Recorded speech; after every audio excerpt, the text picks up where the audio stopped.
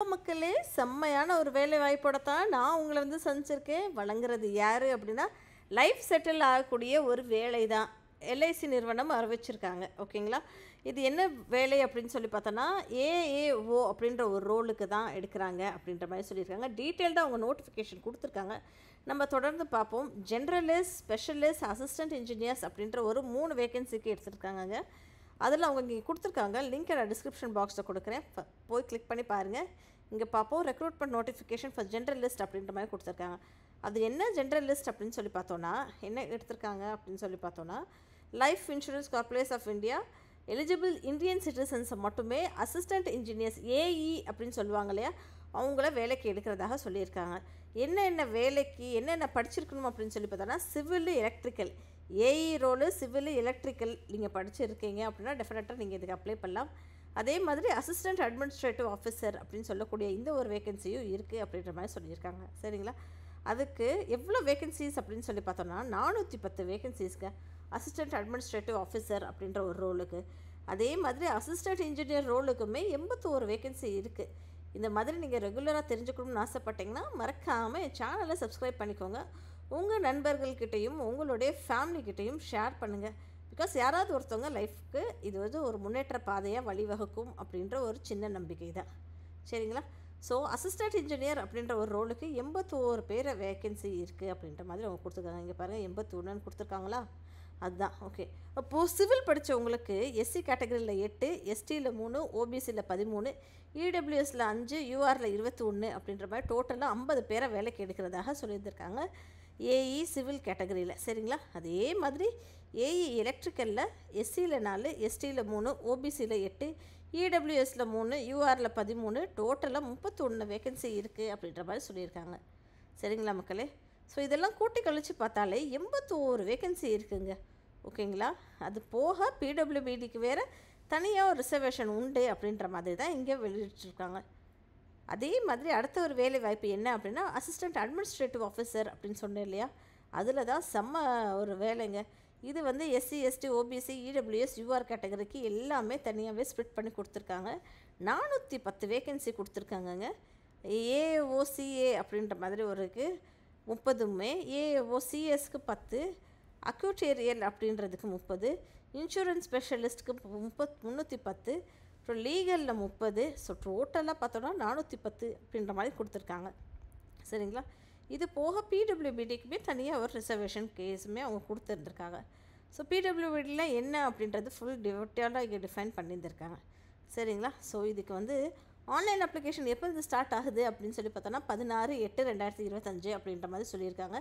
கடைசி நாள் நீங்கள் அப்ளை பண்ணுறதுக்கு 8/9/2025 அப்படின்ற மாதிரி சொல்லியிருந்திருக்காங்க. கால் லெட்டர் உங்களுக்கு ஆன்லைன் எக்ஸாமினேஷனுக்கு ஒரு 7 நாள் முன்னாடி வந்துடும் அப்படின்ற மாதிரி அவங்க சொல்லியிருந்திருக்காங்க. ப்ரிலிம்ஸ் எக்ஸாம் எனக்கு அப்படின்னா 3/10, ஆன்லைன் எக்ஸாம் இப்போனா 8/11 அப்படின்ற மாதிரி சொல்லியிருக்காங்க. சரிப்பா. இப்போ சிவில் வேலைக்கு உங்கள் ஏஇ சிவில் ரோலுக்கு 21 வயசுலேருந்து 30 வயசுக்குள்ளே இருக்கணும் அப்படின்ற மாதிரி சொல்லியிருக்காங்க.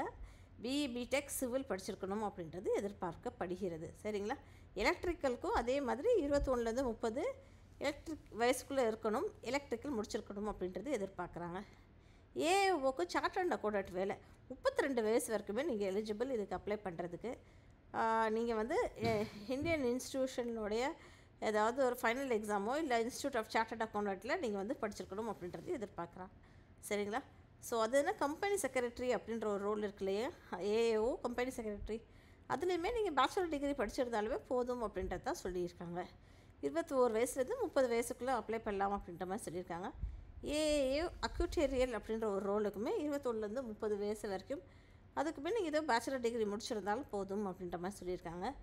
ஏஓ இன்சூரன்ஸ் ஸ்பெஷலிஸ்ட் அப்படின்ற ஒரு கேட்டகரிக்குமே 21 வயசுலேருந்து 30 வயசு வரைக்கும் அப்ளை பண்ணலாம், பேச்சுலர் டிகிரி முடிச்சிருந்தாலே போதும் அப்படின்றத தான் சொல்லியிருக்காங்க.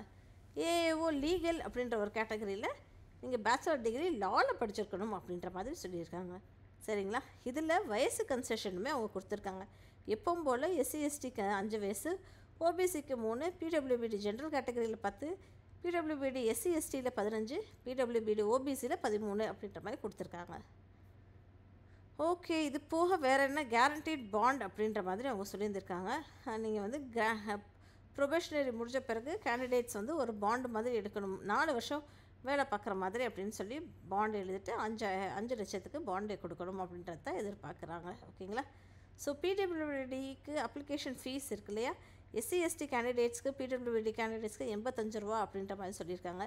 இதே மற்ற கேண்டிடேட்ஸ்க்கு 700 ருபீஸ் அப்படின்ற மாதிரி அவங்க சொல்லியிருந்திருக்காங்க. சரிங்களா? ஸோ அவங்க சொன்னது இல்லையா 2 டைப் ஆஃப் எக்ஸாம்ஸ் இருக்குது, ஃபேஸ் 1 ஃபேஸ் 2ன்னு. ஸோ ஃபேஸ் 1ல் ரீசனிங், குவான்டிட்டி ஆப்டிடியூட், இங்கிலீஷ் இது மூலமாக கேட்போம் அப்படின்ற மாதிரி சொல்லியிருக்காங்க. ஸோ 100 கொஷின்ஸ்க்கு 70 மார்க்குக்கு நீங்கள் எழுத போகிறீங்க. சரிங்களா?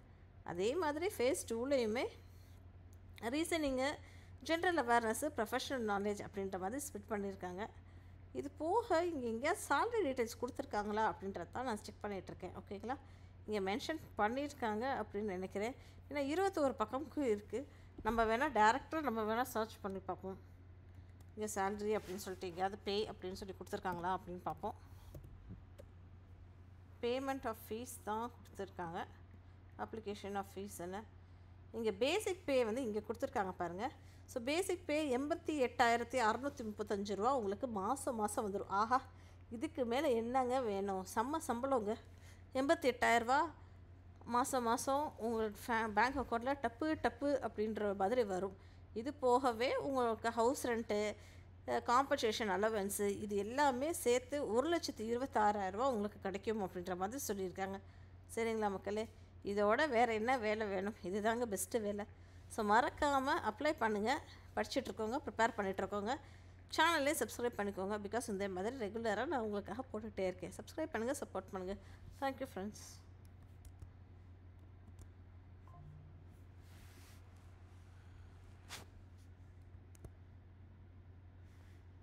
தப்பு